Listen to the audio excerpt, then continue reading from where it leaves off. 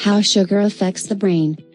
Picture warm, gooey treats, crunchy confections, smooth cakes, waffle cones heaped high with frozen yogurt. Is your mouth watering?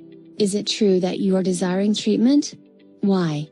What occurs in the cerebrum that makes sweet food sources so difficult to stand up to? Sugar is an overall term used to depict a class of particles called starches, and it's found in a wide assortment of food and drink. Simply check the names of sweet items you purchase.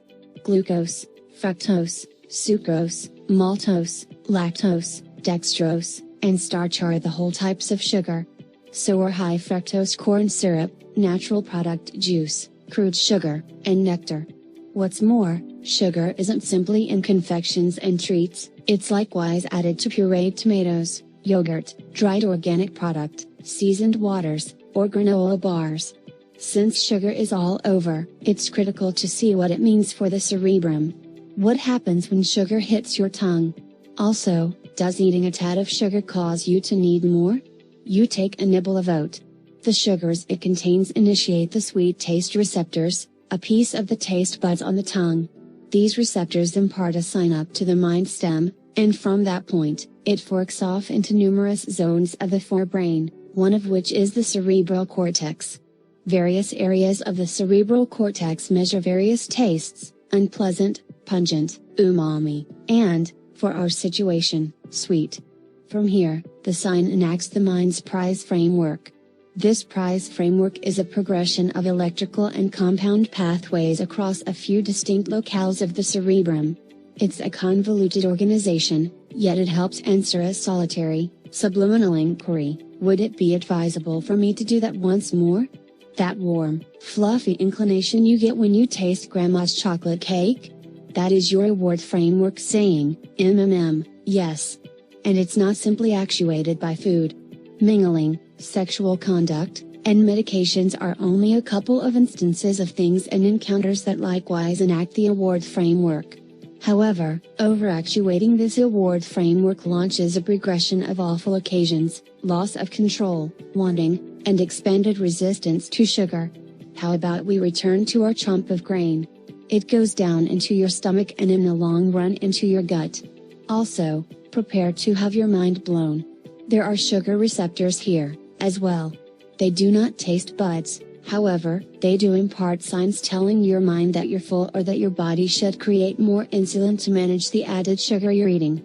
The significant cache of our award framework is dopamine, a significant synthetic or synapse. There are numerous dopamine receptors in the forebrain, however, they're not uniformly disseminated. Certain regions contain thick bunches of receptors, and these dopamine problem areas are a piece of our award framework.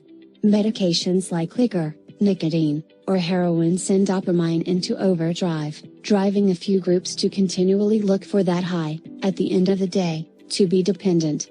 Sugar additionally makes dopamine be delivered, however not as brutally as medications. Also, sugar is uncommon among dopamine-instigating nourishments. Broccoli, for instance, has no impact, which presumably clarifies why it's so difficult to get children to eat their veggies. Discussing solid food sources, suppose you're ravenous and choose to eat a fair supper. You do, and dopamine levels spike in the award framework problem areas. However, on the off chance that you eat that equivalent dish numerous days straight, dopamine levels will spike less and less, ultimately leveling out. That is on the grounds that with regards to food, the cerebrum developed to give unique consideration to new or various tastes.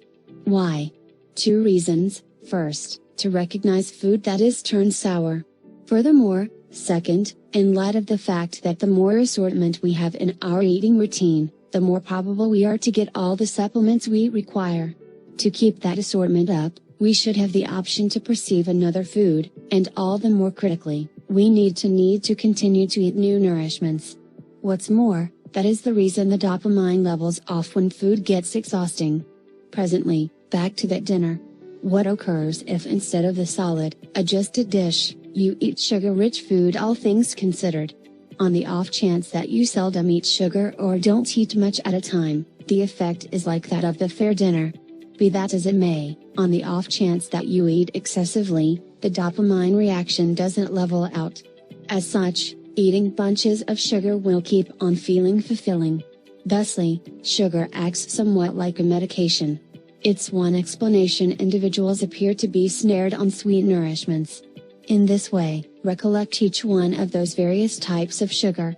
Everyone is novel, yet every time any sugar is burned through, it launches a cascading type of influence in the cerebrum that starts a remunerating feeling.